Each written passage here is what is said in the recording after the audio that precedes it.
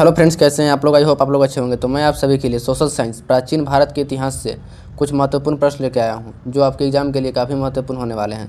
तो चलिए स्टार्ट करते हैं बिना देर किए। प्रश्न संख्या 351 है, वेदों की ओर लौटो का नारा किससे संबंधित है। तो इस प्रश्न का सही उत्तर हो जाएगा ऑप्शन नंबर बी, वेदों की ओर लौटो का नारा आर्य समाज से संबंधित है। अगला प्रश्न है, शुद्धि आंदोलन की शुरुआत किसने की थी। तो इस प्रश्न का सही उत्तर हो जाएगा option number C, Dayanand Saraswati ने। शुद्धि आंदोलन का शुरुआत दयानंद सरस्वती ने की थी। अगला प्रश्न है, शुद्धि आंदोलन का मुख्य उद्देश्य क्या था। तो इस प्रश्न का सही उत्तर हो जाएगा ऑप्शन नंबर बी, गैर हिंदुओं का हिंदू धर्म में पुनः धर्मांतरण। शुद्धि आंदोलन का मुख्य उद्देश्य यही था। अगला प्रश्न है, रामकृष्ण मिशन की स्थापना किसने की थी। तो रामकृष्ण मिशन की स्थापना किसने की थी। तो इस प्रश्न का सही उत्तर हो जाएगा option number B, Swami Vivekananda ने। किसने की थी, स्वामी विवेकानंद ने। अगला प्रश्न है, स्वामी विवेकानंद ने विश्व धर्म संसद में अपना प्रसिद्ध भाषण कब दिया था। तो इस प्रश्न का सही उत्तर हो जाएगा ऑप्शन नंबर सी, 1893 में। कब दिया था, 1893 में। अगला प्रश्न है, विवेकानंद ने विश्व धर्म संसद को संबोधित किया। तो इस प्रश्न का सही उत्तर हो जाएगा ऑप्शन नंबर सी, शिकागो में। कहाँ में संबोधित किया था, तो शिकागो में। अगला प्रश्न है, रामकृष्ण परमहंस की शिक्षाओं ने निम्नलिखित में से किसके गठन को प्रेरित किया। तो इस प्रश्न का सही उत्तर हो जाएगा option number C, Ramakrishna Mission को प्रेरित किया था। अगला प्रश्न है, थियोसॉफिकल सोसाइटी की स्थापना अमेरिका में किस वर्ष हुई थी। तो इस प्रश्न का सही उत्तर हो जाएगा ऑप्शन नंबर ए, 1875 में अमेरिका में थियोसॉफिकल सोसाइटी की स्थापना हुई थी। अगला प्रश्न है, भारत में थियोसॉफिकल सोसाइटी का सबसे प्रमुख भारतीय चेहरा कौन था। तो इस प्रश्न का सही उत्तर हो जाएगा option number A, Annie Besant. कौन था, एनी बेसेंट। अगला प्रश्न है, एनी बेसेंट किस राष्ट्रीय आंदोलन से जुड़ी थी। तो इस प्रश्न का सही उत्तर हो जाएगा option number B, Home Rule आंदोलन से जुड़ी हुई थी एनी बेसेंट। अगला प्रश्न है, थियोसॉफिकल सोसाइटी का भारतीय मुख्यालय कहाँ स्थित है। तो इस प्रश्न का सही उत्तर हो जाएगा ऑप्शन नंबर सी, मद्रास में।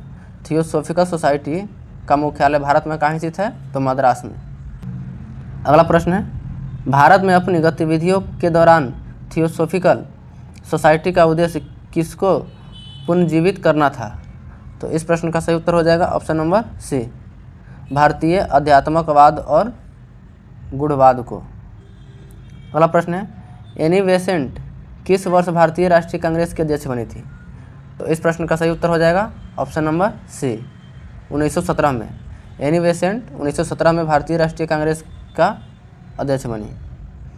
अगला प्रश्न है, भारत के महापुरुष के रूप में किसे जाना जाता है। तो इस प्रश्न का सही उत्तर हो जाएगा ऑप्शन नंबर बी, दादा भाई नौरोजी को। भारत के महापुरुष के रूप में दादा भाई नौरोजी को जाना जाता है। अगला प्रश्न है, स्वामी विवेकानंद किसके शिष्य थे।